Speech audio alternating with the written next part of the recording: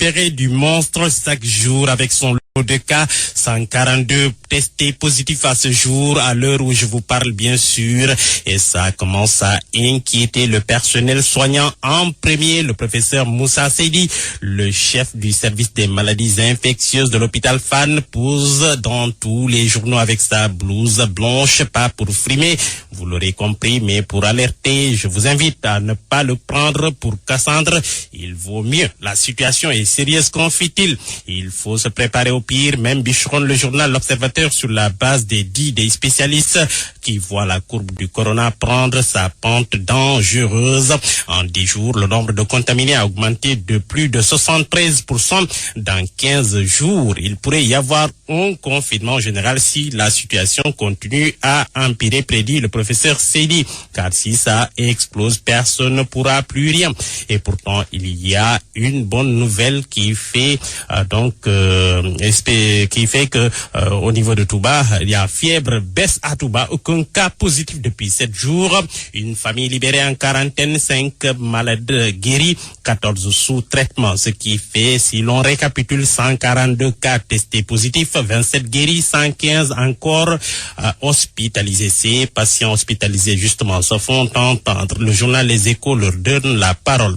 Ils dénoncent leur mauvaise prise en charge dans certaines structures sanitaires du pays. Une nourriture sans qualité, insuffisante, non chauffée et servie à des heures tardives, des chambres sans téléviseur et sans climatiseur.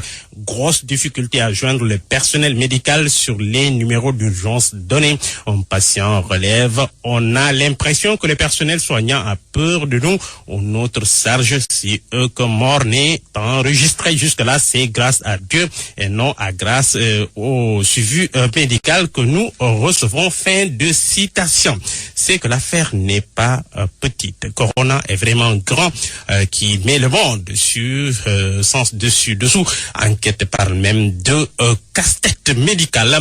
Et le matériel de protection commence même à manquer. Le monde fait face à un manque criard d'équipements de protection individuelle. À Malika, par exemple, des tailleurs confectionnent des masques pour le district, la police ou encore les populations. Le ministre du Commerce à la recherche de solutions pour maîtriser l'offre de gants, masques et thermoflash. Et la Chine ne pourrait pas venir à meilleur moment car, comme l'écrit Le Soleil, le pays de Xi Jinping met les gros moyens. 20 000 kits de tests, 13 000 combinaisons de protection, entre autres matériel médical donné.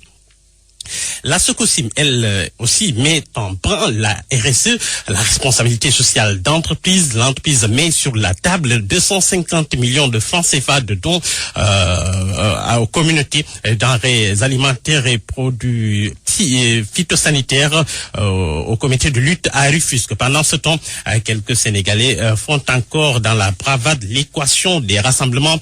Note le journal Source A: dispersion de 2 baptêmes à Touba au nom de l'interdiction des rassemblements. 2 papas et 4 invités arrêtés. Pendant ce temps, c'est ce qui peut être qualifié d'insolite à Louga. 4 magasins cambriolés en plein couvre-feu, relève le journal L'Observateur, mettant à profit le couvre-feu décrété sur l'ensemble des territoires sénégalais.